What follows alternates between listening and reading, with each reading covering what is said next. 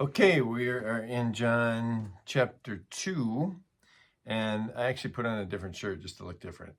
It's the same day, just because.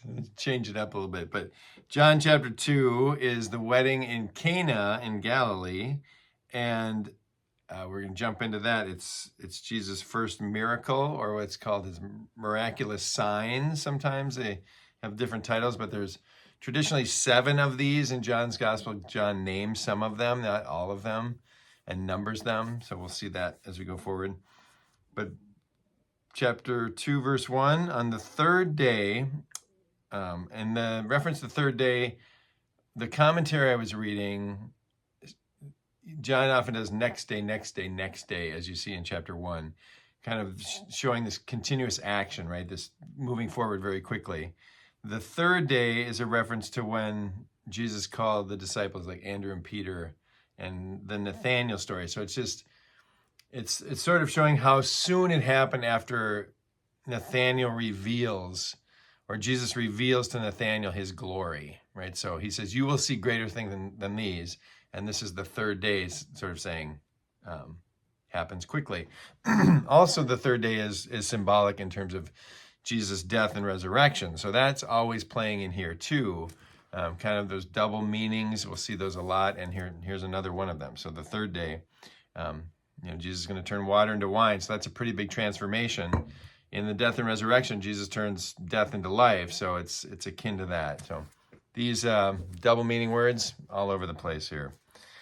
So on the third day, a wedding took place in Cana in Galilee.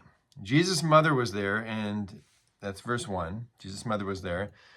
And with these miraculous signs, or these miracles, there's a setup very similar. There's the setting. It shows us what's going to happen. There's an introduction to the people, and then there's the action, and then there's the sort of interpretation or the conclusion, and we'll see that. So Jesus' mom is there. Verse 2, and Jesus and his disciples who had also been invited to the wedding. So we don't find out whose wedding it is. We don't see the bride or the groom or really any other guests. We see the servants and we see the steward, but all we really see is Jesus' mother and Jesus and the disciples. So they're at this wedding. We don't know whose it is, don't know why they're invited. Jesus' mother seems to have a pretty big role in it, so maybe it was a family member. And she's kind of in the middle of everything. She has knowledge, right? So, verse 3, when the wine was gone, Jesus' mother said to him, they have no more wine. So there she is. She's not named Mary, right? John the Baptist doesn't have his title, and Jesus' mother never gets named Mary in John's gospel. It's just his mother. And there's a few things to make of this, but I don't want to dig into that right now. Let's just keep going. When the wine was gone, okay, they have no more wine. And then Jesus addresses her, verse 4, dear woman is my translated, or sometimes just woman, why do you involve me? Jesus replied, my time has not yet come, or often translated, my hour has not yet come. So there's sometimes people pick at his use of the word woman, like, is that respectful or not? Most commentators think he is being respectful. It's in a certain address that he uses quite a bit in other places. So, but it is a little bit distancing from the fact that she's his mother, and maybe has to do with she's calling him into his ministry, right? And he's saying, I'm not ready yet. And the use of hour, it's not my time or not my hour. Later on, when Jesus goes into the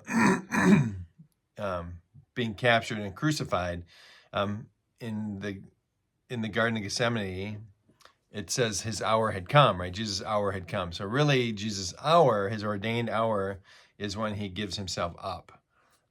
But Mary is putting him, kind of kick-starting him into action here, as any good Jewish mother would do that for her son, right? I don't know if Jesus is still, 30 years old sleeping in the basement, but a Jewish mother wants to get him out there and do some good, right? So So verse 5, his mother turns to the servants and says, his mother said to the servants, do whatever he tells you. And so she doesn't even speak to Jesus, right? He said, hey, Mom. Well, didn't say that, but it's not my time. So she turns to the servants, and it's really an act of faith that engages what Jesus is about to do. So her act of faith by saying, do whatever he tells you to the servants, kind of starts the process rolling. Verse 6, nearby stood 6 stone water jars, the kind used by the Jews for ceremonial washing, each holding from 20 to 30 gallons. So I'm not sure of the particulars on the washing, ceremonial washing for the wedding. These are big jars, right? 20 to 30 gallons. The commentary I was reading said that John is probably exaggerating the size of these to show the abundance or the super abundance of Jesus' miracle here.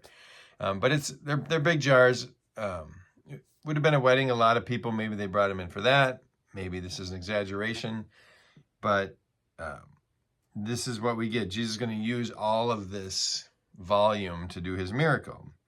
So, and other ceremonial washing, Jews would wash their hands, sometimes their other body parts, like Muslims do today, before they pray, right? They wash their head and their hands and their feet.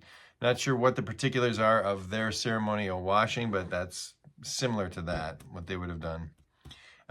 Verse 7, Jesus said to the servants, fill the jars with water. So they filled them to the brim. So this is what servants must, I don't know where they get water from, if they had a well, if they had to go to a river, we're not sure the layout in Canaan.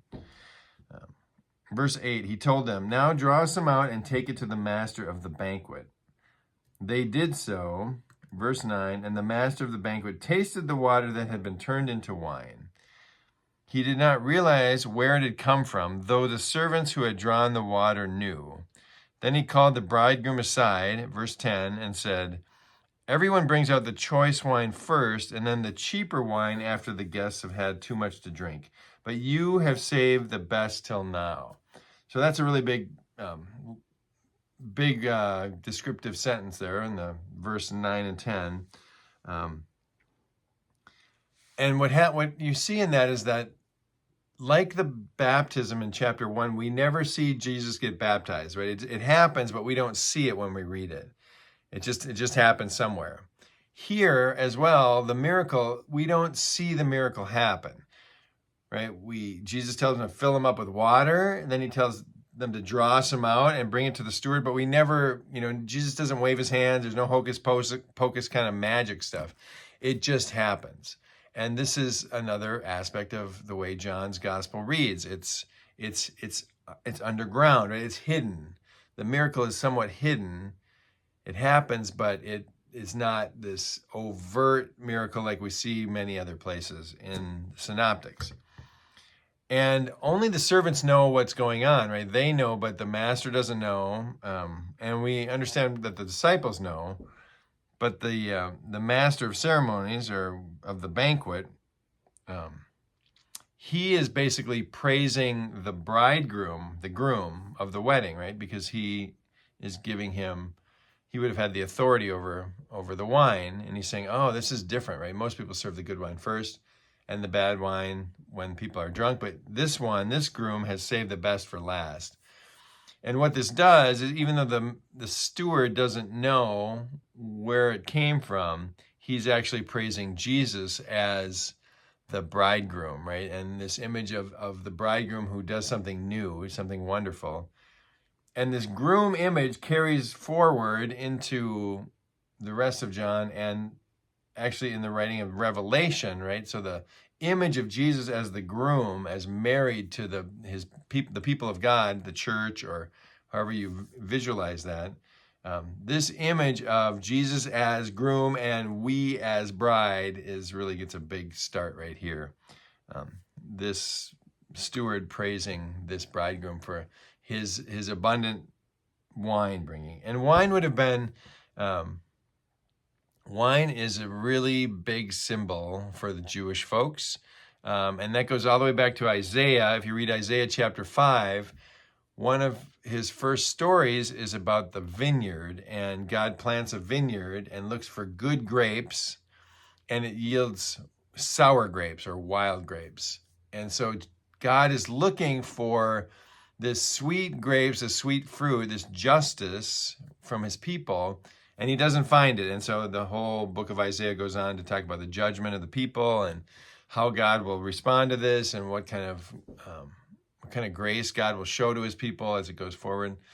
But that image of wine as God's abundant blessing, right? The symbol of life and the grace of God. This is a big one in Isaiah, and here to be the first miracle out of the box in John shows you this connectedness to wine and life and the promise that God makes in the prophet Isaiah and is revealed here.